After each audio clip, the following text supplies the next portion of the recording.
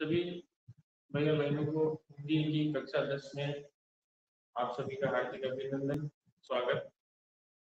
हमने पिछले दिनों से कई कक्षाएं पढ़ी है, उसमें जो हमारा पहला अध्याय है सूरदास, वो पूरा हो गया है। इसके असाइनमेंट में जो मैंने होमवर्क डाला है, लगभग 12 प्रश्न डाले हैं, वो आप उनको देखना और उनको सरल करने का प्रयास करना। किसी भी प्रश्न में कोई दिक्कत आती है तो आप सब मेरे को पूछ सकते हैं, इसमें चैट के माध्यम से पूछ सकते हैं या व्हाट्सएप के माध्यम से भी पूछ सकते हैं। आज हम फिर अपना जो अगला अध्याय है उस अगले अध्याय की तरफ बढ़ते हैं। अगला अध्याय जो पद्य भाग है, इसमें क्षितिज जो पाठ्य पुस्तक है, दो पुस्तकें हैं इस बार, एक कृतिका है और एक क्षितिज है। तो क्षितिज में पहला जो भाग है वो पद्य का है और दूसरा जो भाग है वो गद्य का है।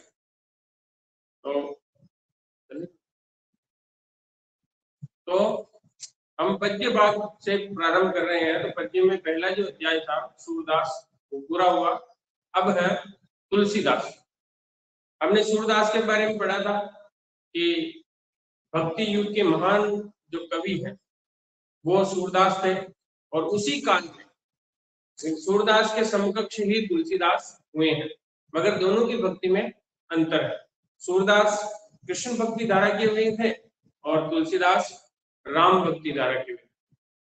कृष्ण जो सूरदास है वो पहले दास्य भाव से लिखते थे, उसके बाद में वो साक्य भाव से लिखने लगे, और तुलसीदास ने अपने संपूर्ण साहित्य में दास्य भाव से ही भक्ति की, यानी कि जो भी रचना की है वो दास्य भाव से की।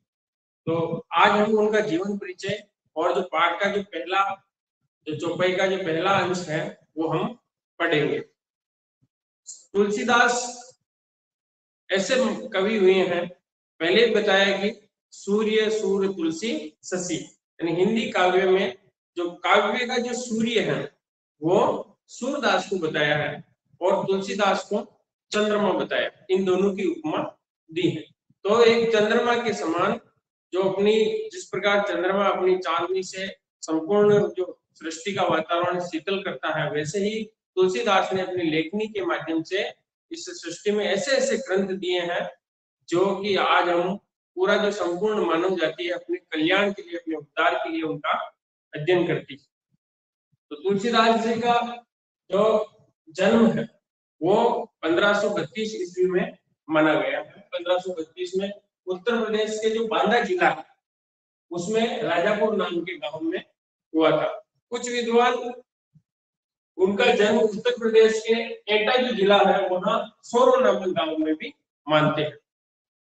किंवदंती है कि लोग ये बताते हैं कि जब तुलसीदास जी ने जन्म लिया था उस समय इनकी जो अवस्था थी वो लगभग 5 साल का जो बालक होता ऐसी अवस्था में वो थे, यानी कि उनके सारे के सारे दांत आए हुए थे, शरीर पे सारे जो बाल जो उग जाते हैं वो सब बाल थे।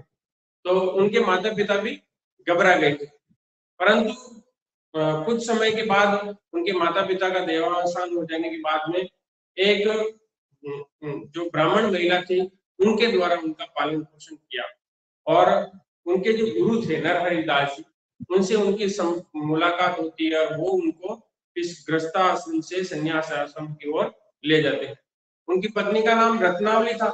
बताते हैं कि वो इतना प्रेम करते थे कि एक बार तो उस प्रेम के कारण उनकी जो पत्नी है वो उनको उपालंब देती है और बुलाना देती है, कहती है कि आप मेरे से जितना प्रेम कर रहे हो उससे थोड़ा भी अगर आप भगवान से करो तो आपका उद्धार हो जाएगा। इस प्रकार इन शब्दों के कारण पत्नी से प्रेरणा पाकर वो फिर अपना जीवन संन्यास की ओर मोड़ लेते हैं और काशी चले जाते हैं। संपूर्ण जो जीवन है वो लगभग काशी में ही उनका बीतता है, और 1574 ईस्वी में वो जो रामचरितमानस, जो कि भारत का महान काव्य है, उस महान काव्य की वो रचना करते हैं। और 1623 ईस्वी में ये जो महान कवि और राम भक्त के तुलसी ने भगवान श्री राम पर इतना काव्य लिख दिया कि पीछे आने वाले कवियों के लिए कुछ छोड़ा भी नहीं, इतना संपूर्ण काव्य उन्होंने लिखा है। भगवान जो हम हमारे दैनिक जो हम हनुमान चालीसा बोलते हैं वो तुलसीदास जी ने लिखी है, हनुमान बाहु तुलसीदास जी ने लिखी है, राम स्तुति तुलसीदास जी ने लिखी है। यानी कि सब कुछ राम के ऊपर जितना भी काव्य था सबका सब तुलसीदास जी ने लिख दिया। ऐसे महान कवि 1623 ईस्वी में जो काशी है वहां अपना देह त्यागते हैं। इनकी जो शरीर के छोड़ने की तिथि है उसमें ये भी बताया है, उसकी तारीख लिखी हुई है 16 संवत 1680 80 गंग के तीर श्रावण शुक्ला सप्तमी तुलसी तजो शरीर। यानी कि जो संवत था ईस्वी सन है, ये ईस्वी है और संवत अलग है, संवत 42 साल 46 साल आगे चलता। तो ये उनका जीवन परिचय है। उसके बाद में उनकी जो प्रमुख रचनाएं हैं, वैसे तो बताते हैं कि 36 जो रचनाएं हैं उन्होंने की है, मगर साहित्य के अनुसार अभी जो प्राप्त रचना है वो केवल 12 रचनाएं ही प्राप्त है। उनमें से दोहावली, कवितावली, भरवे रामायण, वैराग्य संदीपनी, रामायण के प्रश्न, गीतावली, कृष्ण गीतावली, विनय पत्रिका, रामचरितमानस, रामलला नहाचू, पार्वती मंगल और जानकी मंगल। इस प्रकार ये 12 रचनाएं यहाँ अपने साहित्य में विद्यमान है। इसके लेखक कई लेखक उनको 12 रचना मानते हैं, मगर उन्होंने जो रचना की है वो 36 है, वो उपलब्ध नहीं है। फिर इनकी साहित्यिक विशेषताएं, जैसा साहित्य में सूरदास ने अर्थ भी अपने आप जान लेते हैं, यानी कि इस प्रकार की भाषा का उन्होंने प्रयोग किया है। दोनों पक्ष समान है, भाव पक्ष भी समान है और कला पक्ष भी समान है। जहां जहां रसों का प्रयोग है, रौद्र रस, शांत रस, करुण रस, ये जहां जहां उनको लगता है कि यहाँ ये उचित रस है तो वहां भी उनका रसों का प्रयोग किया है। और अपने काव्य में दोहावली, छंद, छपैये और चौपाई, इन सब का उन्होंने प्रयोग किया है। तो अगर हम साहित्य की विशेषताएं पढ़ते हैं तो साहित्य में जिस प्रकार सूरदास ने अपने साहित्यिक विशेषताएं अपने साहित्य में जो विशेषताएं प्रकट की, वैसे के वैसे ही तुलसीदास जी ने अपने साहित्य में रोचकता लाने का प्रयास किया है। ये जो पाठ परिचय है, ये जो पाठ है, ये रामचरितमानस से लिया गया है, बाल कांड से लिया गया। और जो लक्ष्मण और परशुराम संवाद, जब भगवान श्री राम अपने गुरु के साथ में वहां जाते हैं राजा जनक के दरबार में, और वहां स्वयंवर का आयोजन होता है, भगवान श्री राम उस जो भगवान शिव का दिया हुआ धनुष है उसको तोड़ देते हैं। तो जो भगवान परशुराम है वो क्रोधित होकर उस दरबार में आते हैं। दरबार में आने के बाद में सभी राजा कांप जाते हैं। तो जो लक्ष्मण और परशुराम का संवाद है, उस संवाद को बड़ी रोचकता से हमने लिखा। इस पूरे संवाद में जो कहीं कहीं रौद्र रस भी है और कहीं कहीं हास्य रस का भी प्रयोग किया गया है। तो सबसे पहले हम आज इस संवाद है, इसका जो पहला जो भाग है उसका हम अध्ययन करेंगे। इनके भी जैसे सूरदास जी के समस्त पद गए थे, तो इनके भी समस्त पद गए हैं, यानी कि उनको भी हम गा के बोल सकते हैं। जैसे नाथ संबुधन बंज निहारा, होई केहू एक दास तुम्हारा, आयत कहाँ कहिए किन मोई, सुनी रिसाए गो बोले मुनि कोई। ये है उसकी, जैसे हम रामायण की चौपाइयां पढ़ते हैं वैसे के वैसे रामायण का ही अंश है, तो उसी चौपाई में इनको बोलना है। जब पूरा पूरा दरबार राजाओं से भरा हुआ रहता है, राम उस धनुष को तोड़ देते हैं, तो अचानक परशुराम का उसमें प्रवेश होता है। परशुराम अपने हाथ में परसा धनुष बाण लिए हुए और क्रोधित जो उनका स्वरूप था, यानी कि उनके चेहरे का जो भाव थे वो क्रोधित अवस्था में थे, और आगे वहां खड़े होकर प्रश्न पूछते हैं कि ये जो शिव का धनुष है किसने तोड़ा। तो फिर भगवान श्री राम उसका जवाब देते हैं। पहली पंक्ति में श्री राम का जवाब है, नाथ समुद्र बंज नियारा, होई क्यों एक दास तुम्हारा। हे नाथ, जिसने भी शिव का धनुष का भंजन किया, यानी तोड़ा है, भंजन यहाँ का मतलब शंभु धनु का मतलब शिव का धनुष, और भंजन किया का मतलब जिसने तोड़ा है, तोड़ने वाला, यानी हे नाथ, जो भी शिव का धनुष तोड़ने वाला है, कोई क्यों एक दास तुम्हारा, वो आपका ही कोई न कोई दास होगा, सेवक होगा। दास का मतलब सेवक, वो आपका ही सेवक होगा, यानी आपको ही पूज्य मानता होगा। फिर वो बताते, आये से कहा कहिए किन मोई, सुनी रिसाए बोले मुनि होई। आयुष का मतलब आज्ञा, कि उसके लिए आपकी क्या आज्ञा है, जिसने भी शिव धनुष तोड़ा है उसके लिए आपकी क्या आज्ञा है। इतना कहकर राम शांत हो जाते हैं। उसके बाद में फिर परशुराम का संवाद प्रारंभ होता है। सुनी रिसाए बोले मुनि होई, ये बात जब वो सुनते हैं तो वो क्रोधित होकर बोलते हैं, ठीक है, तो उनको क्रोध आ जाता है और फिर वो बोलते हैं। फिर वो परशुराम का संवाद, सेवकु जो करे सेविकाई, हरि करनी करी करे लड़ाई। परशुराम कहते हैं कि सेवक तो वो होता है जो सेवक का काम करे, यानी सेवक का काम होता है सेवा करना, सेवक तो वो होता है जो सेवा का काम करे। हरि का मतलब होता है शत्रु, दुश्मन, हरि का मतलब होता है शत्रु या दुश्मन।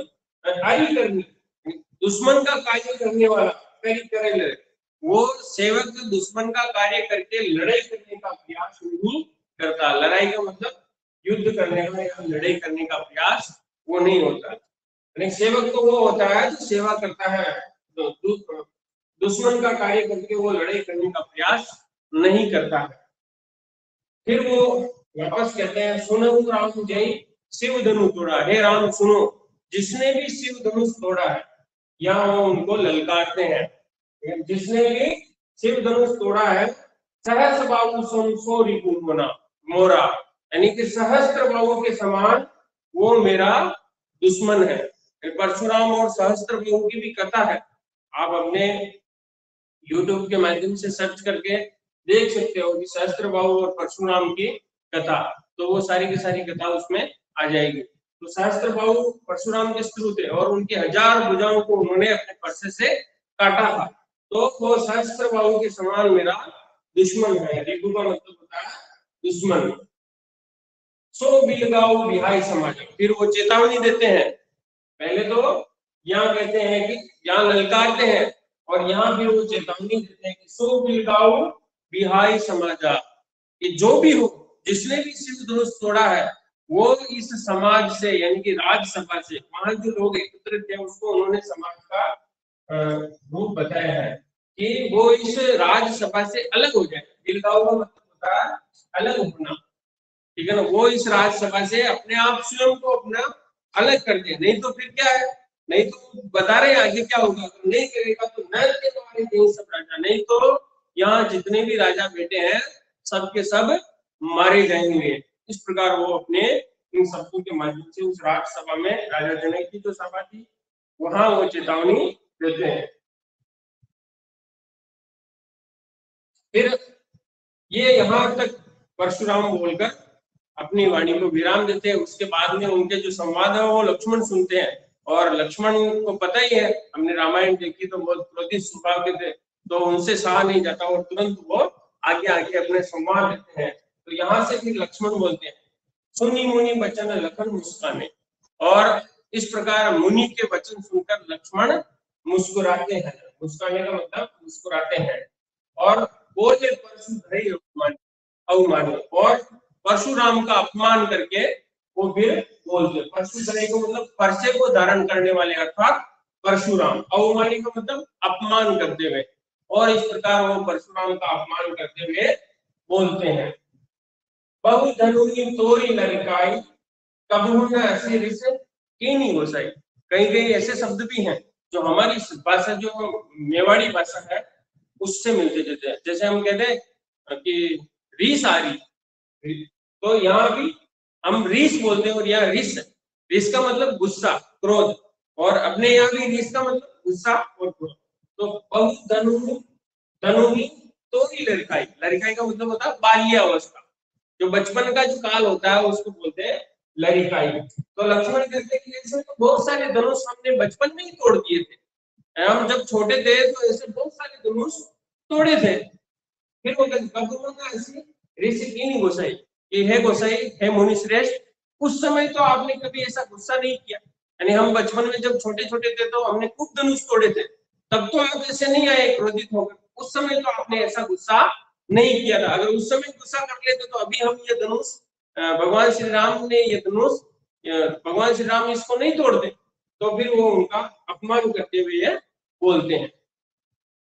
एक धनुष पर ममता के हेतु सुनी रिसाय कह भृगुकुल केतु, है कि लक्ष्मण कहते हैं कि इतने धनुष हमने जब बाल्यावस्था में तोड़े थे तब तो आपने कुछ नहीं किया, तो इस धनुष पर आपकी इतनी ममता क्यों है, इस धनुष से आपका इतना प्रेम क्यों है, इन्हीं धनुष पर ममता के हेतु, किस कारण है, हेतु मतलब कारण, इस कारण इस धनुष पर आपकी इतनी ममता है। फिर सुनी रिसाई क्या भृगुकुल केतु, इतने शब्द बातें सुनकर परशुराम क्रोधित होकर वो कुछ कहते हैं। सुनी रिसाई, सुनी का मतलब लक्ष्मण के जो संवाद है उन्होंने वो सुने, और रिसाई का मतलब क्रोधित होकर कहा भृगुकुल, भृगुकुल के ध्वज, अर्थात परशुराम भृगुकुल के थे, और केतु का मतलब पताका, ध्वज, तो परशुराम भृगुकुल केतु अर्थात परशुराम क्रोधित होकर बोलते हैं, गुस्से में बोलते हैं। अगला जो छंद है वो रे नृप बालक काल बस बोलत तोय न संभार तनुई सम त्रिपुरारी दुनु विदित सकल संसार, यानी वो कहते हैं कि हे राजपुत्र, नृप बालक का मतलब राजपुत्र, तू जो बोल रहा है वो अपनी जबान संभाल के नहीं बोल रहा, अपनी वाणी को संभाल के नहीं बोल रहा। रे नृप बालक काल बस बोलत तोय न संभार धनुई सम त्रिपुरारी दुनु, यानी कि वो जो धनुष है शिव, ये सामान्य धनुष नहीं है, धनुई का मतलब जो सामान्य धनुष है, तो ये जो धनुई सम त्रिपुरारी धनु, ये सामान्य धनुष नहीं है, ये त्रिपुरारी यानी त्रिपुर धन हरि, त्रिपुर नामक राक्षस का वध करने वाला ये धनुष है। और त्रिपुर जो राक्षस है उसका वध किसने किया, तो भगवान शिव शंकर ने उसका वध किया था, और वो धनुष परशुराम को दिया, और परशुराम ने राजा जनक को दिया। तो वो कह रहे हैं कि ये सामान्य धनुष नहीं है, ये त्रिपुर नामक राक्षस का अंत करने वाला धनुष है, विदित सकल संसार, यानी कि उसको संपूर्ण संसार जानता है। इस प्रकार वो उनको लक्ष्मण को बताते हैं, यानी कि परशुराम भी क्रोधित स्वभाव के थे और लक्ष्मण भी बहुत क्रोधित स्वभाव के थे, दोनों का जो क्रोध टकराता है तो बहुत बड़ी रोचकता से तुलसीदास जी ने इसका वर्णन किया है। तो आगे के जो छंद, आगे की जो चौपाइयां हैं वो हम कल सोमवार को हम अगली कक्षा में अध्ययन करेंगे। एक तो ये काम करना है कि त्रिपुर, ये जो सहस्त्रबाहु और परशुराम की किस प्रकार शत्रुता थी उसका आप अध्ययन करके उसमें अपनी गृह कार्य की नोटबुक में लिखना है कि दोनों के आपस में क्यों शत्रुता थी। और